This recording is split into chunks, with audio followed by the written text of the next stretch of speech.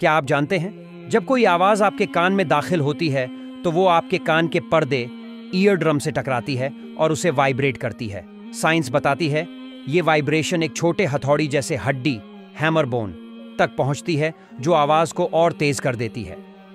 फिर ये वाइब्रेशन एक घोंघे जैसी आकृति कोक्लिया वाले अंग तक जाती है, जिसमें हजारों नन्हे नन्हे बाल हेयर सेल्स होते हैं।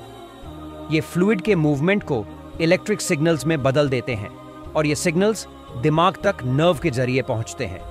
यानी आपका दिमाग आवाज को समझता है और आप सुन पाते हैं। अब सुनिए कुरान का बयान।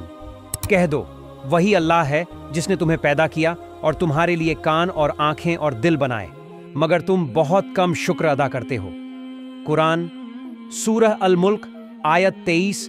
यानी सुनने, देखने और समझने की काबिलियत, ये सब अल्लाह की नेमत है।